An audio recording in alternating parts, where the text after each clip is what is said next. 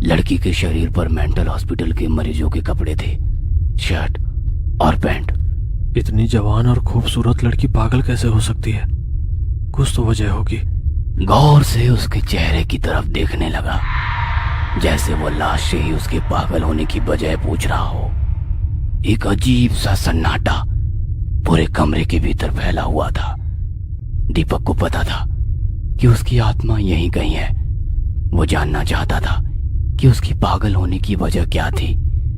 तभी उस लड़की के बालों से ढके कान के पास कुछ हलचल हुई। कान के पास वाले काले बाल थोड़े हिलते हुए नजर आने लगे। दिल थाम कर दीपक गौर से उस जगह को देखने लगा।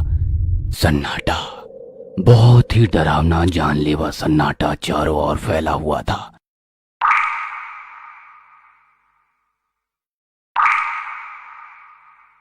इतना सन्नाटा था कि दीपक को अपने दिल की धड़कन भी साफ साफ सुनाई दे रही थी। दीपक को थोड़ा अजीब लग रहा था। धीरे से अपना हाथ उस लड़की के कान के पास ले जाते हुए बालों को छुआ ही था कि तभी एक मधुमक्खी जैसा कीड़ा उस लड़की के बालों से निकलकर एकदम से दीपक के चेहरे पर झपटा। मधुमक्खी की गुनगुनाती तेज आवाज के साथ काफी देर से फैला हुआ अजीब सा सन्नाटा एक झटके में खत्म हो गया। उस कीड़े को हटाने के लिए दीपक जद्दोजहद करने लगा, पर वो कुछ देर तक धूं धूं आवाज करते हुए दीपक को परेशान करता है और कुछ ही सेकंड में वो कीड़ा उसकी आंखों से ओझल हो गया। दोबारा एक गहरा सन्नाटा उस कमरे के भीतर कायम हो गया। दीपक हैरानी भरी नजरों से दोबारा पोस्टमार्टम टेबल पर रखी लाश की ओर देखा। कुछ तो अजीब है, कहते हुए उस लाश के बाल धीरे से कान के ऊपर से हटाए कि उसे कहीं से वहीं धो धो इस तरह की हल्की सी आवाज आने लगी।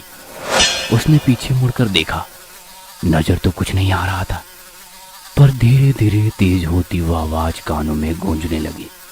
इतनी तेज आवाज कि दोनों हाथों से अपने कान बंद करते हुए चारों ओर देखा, पर कुछ भी नहीं था और एकदम से आवाज आनी बंद हो गई।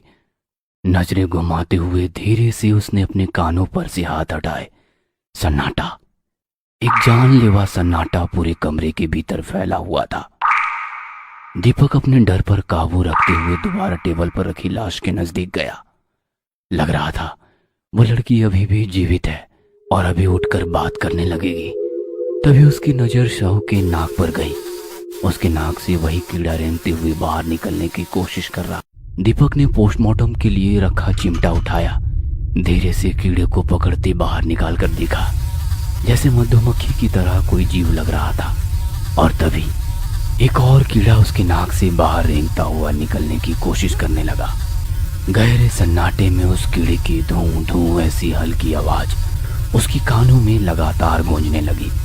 हैरान होकर दीपक ने अपने एक हाथ से उस लड़की का मुंह खोला और बड़ी तेजी से उसके मुंह से मधुमक्खी की तरह दिखने वाले हजारों कीड़ों का एक बड़ा सा जत्था बाहर निकलकर कमरे में फैलने लगा।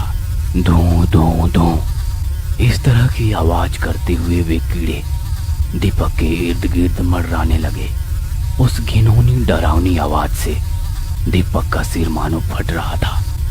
दोनों हाथों से अपने सर के ऊपर मंडराने वाली मक्खियों को हटाते हुए दीपक ने पोस्टमार्टम कमरे का दरवाजा खोला और सन्न रह गया, क्योंकि वहां पर एक भी कीड़ा या मधुमक्खी नहीं थी। सब कुछ बिल्कुल शांत था। अब उस शव के पास जाने में भी उसे डर लग रहा था। पोस्टमार्टम टेबल पर रखी उस लाश की तरफ चलते हुए दीपक धीमी आवाज में बोला, कौन हो तुम और चाहती क्या हो? दीपक अब समझ चुका था कि यह किसी शैतानी आत्मा का काम है और वो इसी कमरे में कहीं पर मौजूद है। अपनी आंख बंद करके वह थोड़ी देर शांत खड़ा रहा और मन ही मन बोलने लगा, मैं जानता हूं तुम यहीं कहीं पर हो, पर ये नहीं जानता कि तुम चाहती क्या हो, और मैं ये जान कर ही रहूंगा। दीपक दिल थाम कर हर बारीक से बारीक आवाज को सुनने की कोशिश करने लगा। उसके बदन को छूकर जाने वाली हवा की झोंके को महसूस करने की कोशिश करने लगा। आवाज आ रही थी, मगर हल्की सी बारिश की आवाज, पेड़ों से पत्तों के ऊपर से टपकती बूंदों की आवाज। बाकी बिल्कुल सन्नाटा पसरा था। तभी दीपक के कानों पर एक अजीब सी आवाज पड़ी। वो आवाज कमरे के भीतर फैले उस खौफनाक सन्नाटे में बहुत ही डरावनी लग रही थी, जिस तरह से कोई पेड़ की सूखी लकड़ी अपने हाथ से तोड़ रहा हो, वैसी आवाज, साथ ही दर्द से कराहने वाली लड़की की आवाज। दीपक ने झट से अपनी आंखें खोली। उसने नीचे पोस्टमार्टम टेबल पर देखा। वो सन्न रह गया, क्योंकि अब लड़की की लाश पोस्टमार्टम टेबल पर नहीं थी। ये क्या हो रहा है?